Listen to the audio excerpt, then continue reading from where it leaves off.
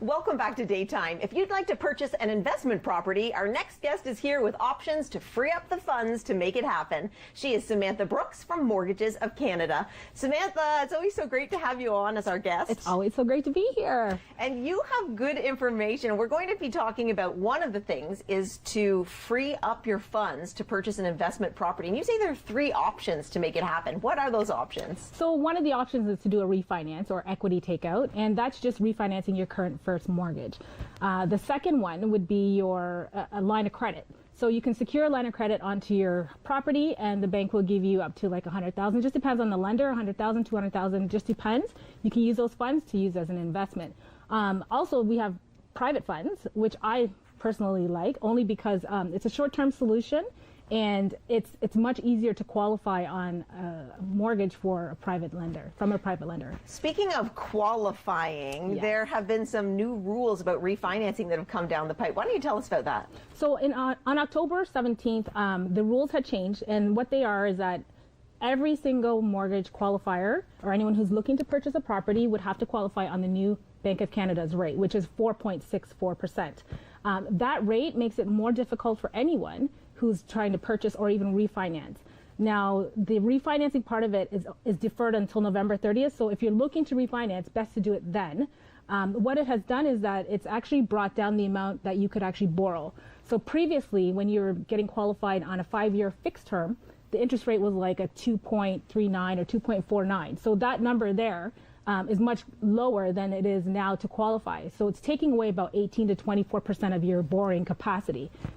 So, is it a good idea? I know we're talking about borrowing to invest and purchase an investment property, but is it a good idea to borrow against your home in order to pay off credit card debt or to help your kids pay for their schooling? Yes, I mean, you know what, life happens, right? And sometimes when people first buy their home, they don't realize the amount of expenses that come along with it. So usually within the first 3 to 4 years, a lot of people will go ahead and refinance, and they will just take the equity out of their property and then use it to pay off their credit card debts. And usually they're okay moving forward from there. So yes, definitely it's a great idea for that. And also if you're using funds to pay for your child's tuition, you know what, that's what your home is for. You purchased it for an investment. It's not just a home. It's so that you can become more financially secure in your future. You can use it for retirement when you're older. You know, there's other options like reverse mortgages that you can use your home for. And so most definitely, I really like that you can use your home to pay off those debts, because you're always going up in equity. Usually, not always. I shouldn't say always, but your house is secure. So if you can use some of that money that you have, why not use it to pay off your debt and get yourself back into control, get your finances back into control. And you also believe, as we were talking about, using it for an investment property. And you've had some success stories. You say you had a friend that was using it for investment properties. Tell us about that. Yeah, so basically one of my clients a couple years ago had come to me. It was actually our first meeting, and he had a company that was out of country. And he wanted to do a little bit more here. So he was asking me about investing in real estate. So 2 years ago, we talked about, well, you know what? Really great way to do it is to kind of buy new builds and flip them off.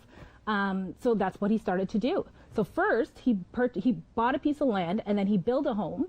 And the house is massive. And because it has so much equity in it, because if you build from scratch, it costs way less than actually getting it from a builder. Mm-hmm. And there's so much equity in it. What he's done, he's secured all these second mortgages on it, or increasing them, and using it to actually purchase new builds.